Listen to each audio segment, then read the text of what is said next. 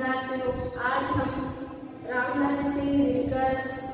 की कविता कुरुक्षेत्र का भाग 6 पढ़ेंगे, जिसमें हमने आगे पढ़ा है कि इस कुरुक्षेत्र कविता के माध्यम से कवि ने वर्तमान की जो युद्ध की और शांति की समस्या है उसको इस कविता के माध्यम से उजागर किया है। यहाँ पर जो शासक है या फिर जो शक्तिशाली लोग होते हैं, शक्तिशाली वर्ग होता है, वो किस प्रकार से निर्बलों का, कमजोरों का शोषण करता है, गरीबों का शोषण करता है, अन्याय अनीति के मार्ग पर चल करके कैसे गरीबों का सुख भोग छीन लेता है, धन संपत्ति एकत्रित करता है और जो कमजोर वर्ग है, शोषित वर्ग है, उनकी भावनाओं को कुचल दिया जाता है और किस प्रकार से उनका विरोध का स्वर दबा दिया जाता है और विद्रोह और क्रांति की भावनाओं को उनकी कुचल दिया जाता है। तो यहाँ पर कवि रामधन सिंह दिनकर ने जो कुरुक्षेत्र में कौरवों और पांडवों के बीच जो युद्ध हुआ है उसके माध्यम से यहाँ पर युद्ध और शांति की समस्या को भी कवि ने उजागर किया है कि जो शक्तिशाली होते हैं, जो शक्तिशाली वर्ग है, जो अन्याय और अनीति के मार्ग पर चल करके सुख के साधनों का उपभोग करते हैं, गरीबों का, कमजोरों का शोषण करते हैं और जब शोषक वर्ग गरीबों का शोषण करके और अन्याय के मार्ग पर चल के अपने आप को शक्तिशाली महसूस करते हैं और तलवार के बल पे, शक्ति के बल पे, ताकत के बल पर शांति स्थापित करते हैं। ऐसी शांति यहाँ पर कृत्रिम और बनावटी दिखाई गई है और जो वास्तविक शांति होती है उसमें कवि ने जो है मन से उसे प्रेम, दया, क्षमा और सहयोग की भावना से ही स्थापित की जा सकती है। लेकिन यहाँ पर जो शक्तिशाली वर्ग है वो अपनी ताकत के बल पर ही शांति स्थापित करते हैं और गरीबों के द्वारा या फिर जो शोषित वर्ग है जिनका शोषण किया गया है उनके द्वारा शक्तिशाली लोगों के प्रति जब विद्रोह का स्वर प्रकट किया जाता है, विद्रोह किया जाता है, तो तलवार के बल पर, शक्ति के बल पर लोग उनके विद्रोह को दबा देते हैं, उनके स्वर को दबा देते हैं। यहाँ पर जो भीष्म पितामह वो है वो युधिष्ठिर को समझाते हैं, धर्मराज को समझाते हैं कि हे धर्मराज, न्यायोचित अधिकारों की मांग करना जो न्याय की दृष्टि से उचित है, अपने अधिकारों के लिए लड़ना, अपने अधिकारों की मांग करना अनुचित नहीं है। और यहाँ पर है धर्मराज, इस महाभारत के युद्ध का दोषी तुम स्वयं को मत समझो, क्योंकि यहाँ पर जो हिंसा हुई या फिर जो रक्तपात हुआ उसके दोषी तुम नहीं हो, क्योंकि युद्ध के बीज समय से पहले ही बो दिए जाते हैं। अर्थात जब कृत्रिम शांति स्थापित की जाती है शक्तिशाली लोगों के द्वारा और जो कमजोर वर्ग है उनकी भावनाओं को कुचल दिया जाता है, उनके विरोध करने का जो स्वर होता है उसे दबा दिया जाता है, तभी युद्ध के बीज बो दिए जाते हैं। अर्थात युद्ध की समस्या या फिर युद्ध करने की भावनाएं उनके अंदर उत्पन्न हो जाती है और अन्याय के विरुद्ध लड़ते हुए जो न्याय की दृष्टि से उचित है युद्ध करना कोई पाप नहीं होता है, अपने अधिकारों को प्राप्त करना कोई पाप नहीं है। यहाँ पर युधिष्ठिर जो है, युधिष्ठिर को भीष्म पितामह समझाते हैं कि अपने अधिकारों के लिए लड़ना और जहाँ तक समाज में, देश में समानता स्थापित नहीं होगी, सबको समानता का अधिकार प्राप्त नहीं होगा, वहाँ तक देश और समाज में ऐसे ही कृत्रिम शांति बनी रहेगी, कभी सहयोग, सद्भाव और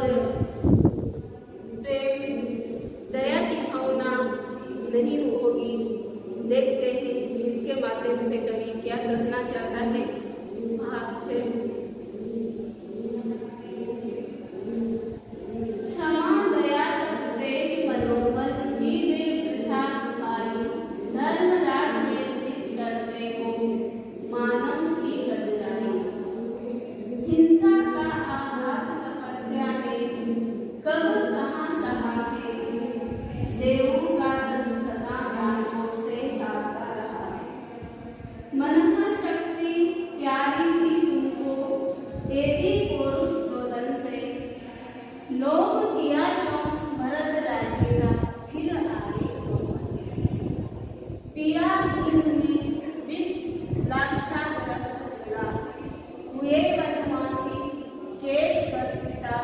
प्रिया सभा समूह प्रहलादी दास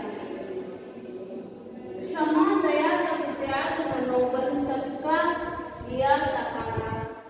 परनर व्याघ्र सुलोधन तुमसे कहो कहाँ कबूतारा क्षमाशील और रिपु समक्ष तुम हुए विविध जितना ही दुष्ट कोरों ने तुमको कायर समझा। यहाँ पर कवि रामधारी सिंह दिनकर है जो इस कविता के कुरुक्षेत्र कविता के माध्यम से युद्ध और शांति की समस्या को उजागर करते हैं।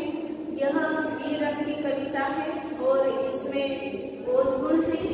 इसमें कई जगह अलंकारों का प्रयोग भी हुआ है। देखते हैं क्षमा दया तप तेज मनोबल की दे प्रथा दुहाई, यानी कि भीष्म पितामह जो है युधिष्ठिर को धर्मराज को समझाते हैं कि हे धर्मराज, हे युधिष्ठिर, जो अपने अधिकारों के लिए लड़ते हैं, जो न्याय की दृष्टि से उचित है और जो अपने अधिकारों के लिए लड़ते हैं, उनके लिए युद्ध करना कोई पाप नहीं है। क्षमा दया तेज मनोबल की दे वृथा दुहाई। हे धर्मराज, हे युधिष्ठिर, तुम क्षमा दया की भावना, तप तपस्वी, तेज मनोबल यानी मन की शक्ति की दे वृथा यानी बेकार की दुहाई यानी वास्ता देते हो कि हे धर्मराज, तुम क्षमा दया तप और तेजस्वी होने का और अपने मनोबल यानी मन का बल, मन की शक्ति की बेकार की वृथा की बेकार ही दुहाई देते हो या वास्ता देते हो। धर्मराज वेदित करते तुम मानव की कतराई। तुम युद्ध में क्षमा की, दया की, तप की, तेज मनोबल की बेकार ही उनका वास्ता देकर के हे धर्मराज, तुम मानव की कायरता ही प्रकट कर रहे हो। कतराई का अर्थ होता है कायरता। तुम मानव की कायरता ही प्रकट कर रहे हो। हिंसा का आघात तपस्या ने कब कहाँ सहा है। हे धर्मराज, हिंसा का आघात तो यानी हिंसा का विरोध तो जो तपस्वी होते हैं, तपस्या करते हैं, उन्होंने भी सहा है। हिंसा का आघात तपस्या ने कब कहाँ सहा कि हे धर्मराज, हे युधिष्ठिर, जो तपस्वी लोग होते हैं, जो तपस्या करते हैं, युद्ध में या फिर अशांति होने पर हिंसा का आघात तो उन्होंने भी नहीं सहा। इस बात को तुम बता सकते हो। उन्होंने कब और कहाँ सहा है, इस बात को हे युधिष्ठिर, हे धर्मराज, तुम भी जानते हो। देवों का दल सदा दानवों से हारता रहा है। मनः शक्ति प्यारी थी तुमको एति पौरुष ज्वलन से। यहाँ पर भीष्म पितामह युधिष्ठिर को समझाते हुए कहते हैं कि हे युधिष्ठिर, न्याय के मार्ग पर चल करके, नीति और सत्यता के मार्ग पर चल करके देवता भी हमेशा ही दानवों से हारते रहे हैं। मनः शक्ति प्यारी थी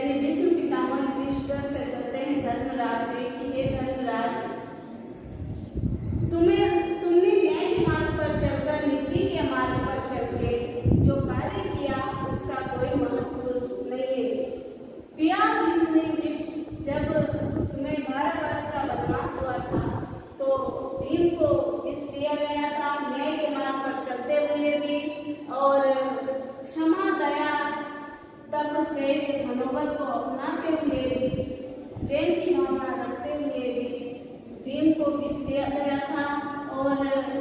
लाक्षागृह जो लाख का बना हुआ मकान था उसमें पहाड़ों को जलाने की कोशिश की गई थी कौरवों के द्वारा। हुए वनवासी, तुम वनवासी हो गए, वन में रहने लगे और केस दृष्टिता किया,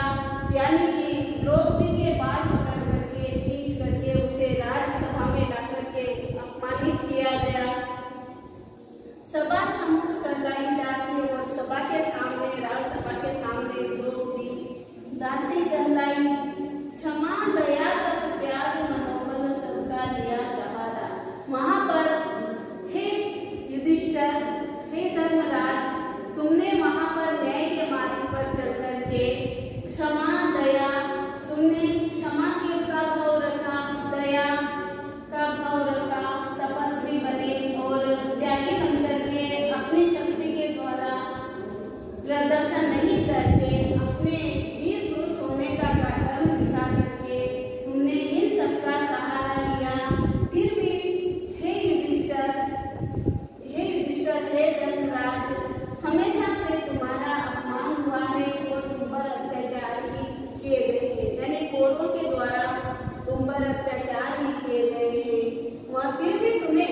क्षमा दया तप त्याग मनोबल की भावना रखने पर भी और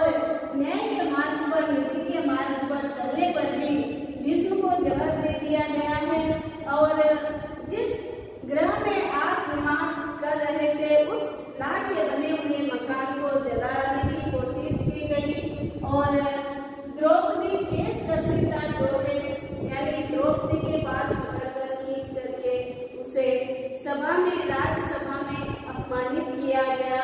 फिर भी ये सब किया गया। चाहे तुमने क्षमा दया तप त्याग मनोबल इन सबका सहारा लिया, ऐसी भावनाएं तुम्हारे अंदर थी, तुम हमेशा से न्याय और नीति के मार्ग पर चले, पर नर यादव सुयोधन तुमसे कहो कहाँ कब हारा। फिर भी क्षमा दया तप त्याग मनोबल को अपनाने के बाद भी हे युधिष्ठिर, हे धर्मराज, जो मनुष्य के रूप में सिंह था, यानी मनुष्य रूपी जो व्याघ्र सिंह था, मनुष्य के रूप में जो सिंह था सुयोधन दुर्योधन, वो तुमसे कब हारा, अर्थात फिर भी वो उसने तुमसे हार नहीं मानी, तुम्हारे से हार नहीं मानी। क्षमाशील को रिपु समक्ष तुम हुए विनत जितनाहि। क्षमाशील को रिपु समक्ष, रिपु यानी शत्रु। हे विष्णु पितामह युधिष्ठिर से कहते हैं कि हे युधिष्ठिर, हे धर्मराज, तुम क्षमाशील होकर भी, अर्थात क्षमा करने की भावना तुम्हारे अंदर होने पर भी तुम हो रिपु समक्ष तुम हुए विनत जितनाहि। तुम रिपु यानी शत्रुओं के सामने, सम्मुख सामने जितने ही विनम्रता से रहे, जितनी ही विनम्रता आपने अपनाई, दुष्ट कौरवों ने तुमको कायर समझा उतना ही। फिर भी जो दुष्ट कौरव थे उन्होंने तुमको हमेशा से कायर ही समझा है, यानी जो शक्तिशाली लोग होते हैं और जो अन्याय के मार्ग पर चलकर,